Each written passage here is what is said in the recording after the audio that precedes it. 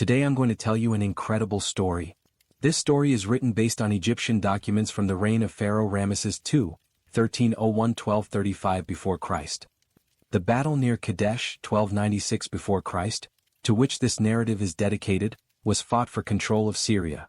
It brought no decisive victory to either Egypt or its adversaries, the Hittites.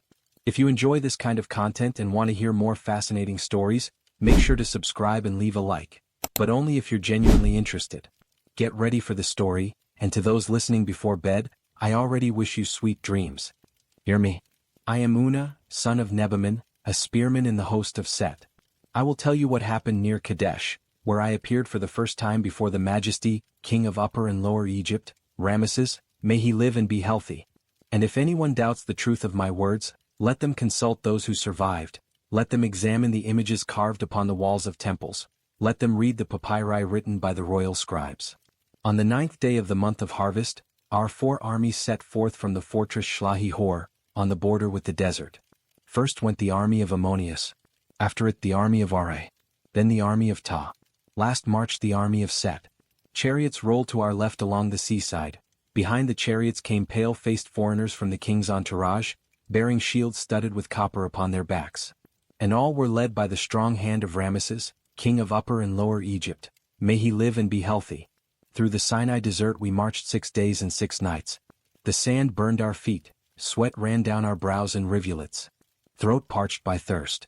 On the 7th day of travel, the sky darkened and instead of shifting sands under our feet we found firm ground. The land of retinue began, rich in grain and grapes, in cloth and timber, in cattle and in people. And on that day as we entered this country, water poured over us, cooling our heads. I and every man who saw this for the first time could not understand why it fell. But Uncle Senmet, who had journeyed to retinue 6 times, explained that this was the water of the heavenly Nile, poured upon us by the king of gods, Ammonius. And we offered thanks to Ammonius, who did not forget us in a foreign land, and we moved onward. We marched through the mountain valleys of retinue as if in our own land, and those who met us yielded the road and fell prostrate. One could take as many slaves as one wished, but Centurion Renzi ordered us not to halt, adding that after we defeat the loathsome king of the Hittites, there would be enough silver and slaves for us. And Uncle Senmet told us, who had never heard much of this people, that the Hittites dwell beyond a river, that when you move upstream also you move downstream, and that in their land there are many horses and silver.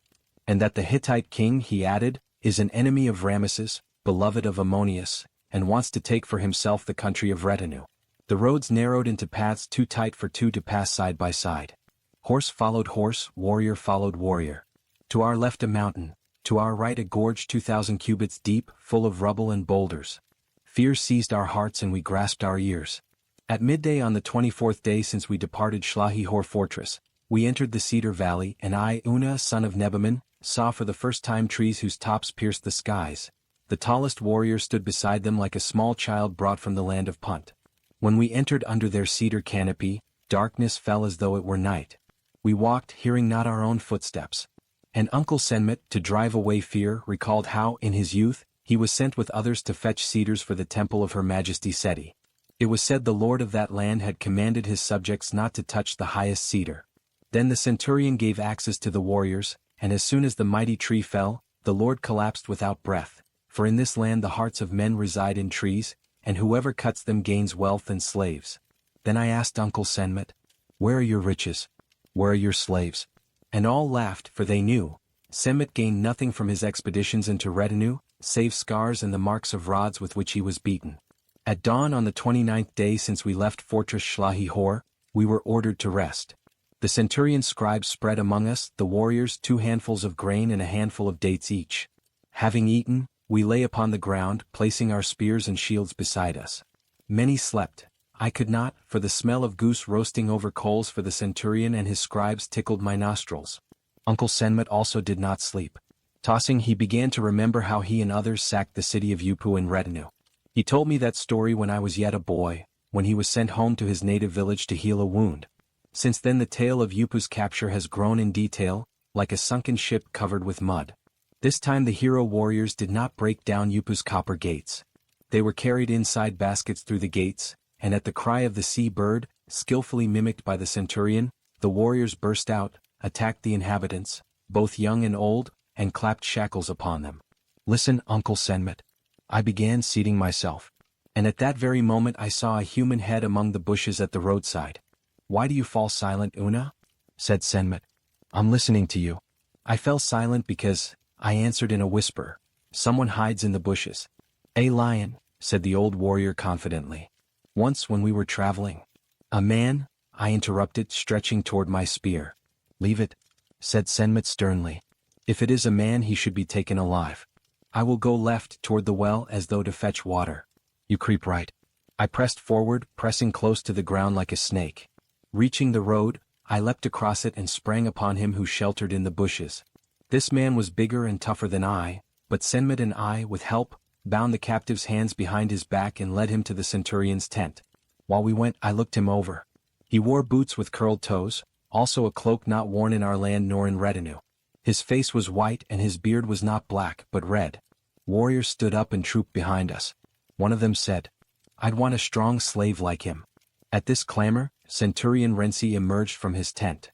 He wiped his hands of goose fat on his garment, and planting them on his hips, said, This is a spy. Lead him to me. He proceeded toward the tent of Ipuka, flag-bearer of Upu. Seeing us with the captive, Ipuka said to Ramesses, Return to your warriors. Turning to us he added, Bring him. And we led the prisoner to the tent of the royal son who commands the troops of Set. Ipuka the standard-bearer walked ahead of us. As we marched, the trumpet sounded the signal to rise, and warriors took up arms and marched onto the road to form up. At the place of the prince's tent were stakes and carpets that covered them. And the royal son, as the senior scribe told us, had gone to his father Ramesses, may he live and be healthy. And so we had to march to the king's tent. While we approached it, the shadow had already begun to turn. A tent draped in yellow hides and over them blue wool rugs, rose before us like a mountain. 4 Chardons with naked swords guarded its entrance. Ipuka, flag-bearer, dared not approach, and 20 cubits away from him fell prostrate to the ground, waiting until the royal son would emerge. We stood holding the captive firmly. Then the red curtain was drawn aside and from within the tent stepped, no, not the prince, but Ramesses himself, king of Upper and Lower Egypt, may he live and be healthy. He was taller than anyone by 2 hats, mighty of body and fair of face. Senmet and I shut our eyes so that the sight of the good God would not blind us.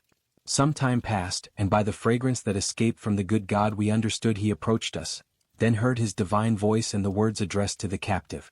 Who are you that you lie there motionless, worthless? I ask you, who are you? Repeated the good God. The man remained silent. At that moment we heard Ipuka's voice. Permit me, dust of your feet, to speak with him in my own way. It seems the good God nodded his head or gave some other sign, for Ipuka cried, Cast him down. 6.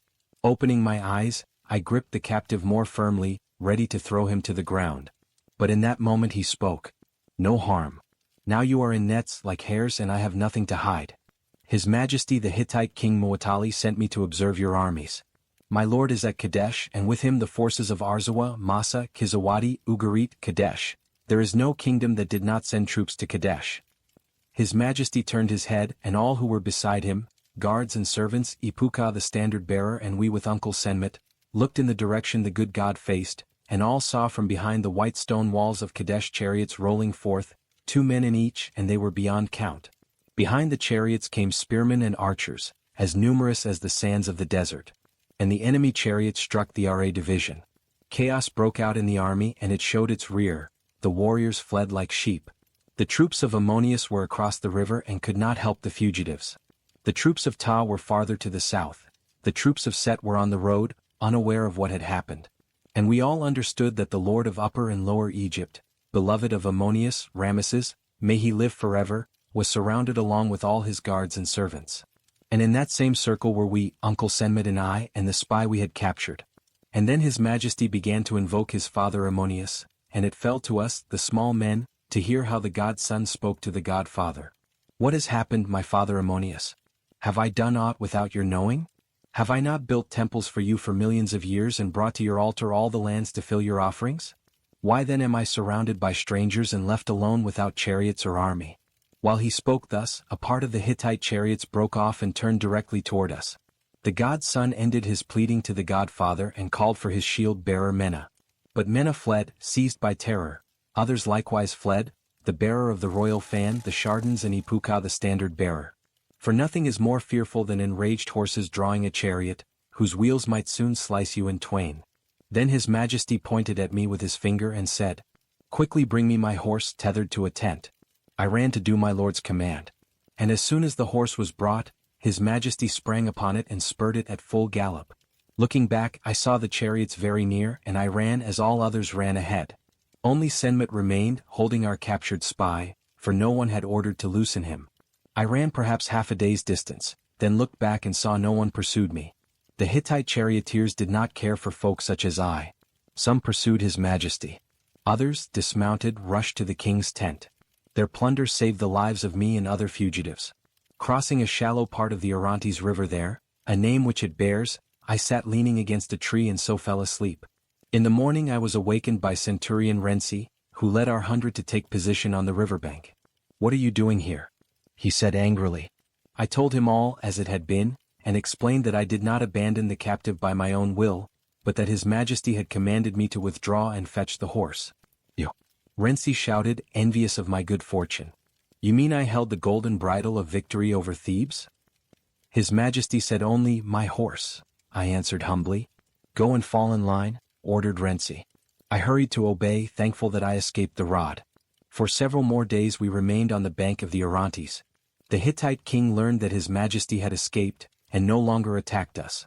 And His Majesty Ramesses, may he live and be healthy, did not resume his offensive, I believe because he would not risk his remaining army. On the 32nd day after we departed Shlahi-Hor fortress, we were ordered to form in our divisions and hundreds. Returning into our lands, His Majesty led the way. Behind him moved the Chardons, except those who had perished or turned to the Hittites. Then came half the army of Ammonius. After it the army of Ta. Last of all the army of Set. None remained of the Ra division. We returned by the same road which we took to Kadesh. But it was empty. And no one did we meet on our way. In my heart there was no rejoicing, for Senmut was not beside me. I remembered his tales, his jokes, and tears filled my eyes like the Nile floodwaters flowing across a dry field.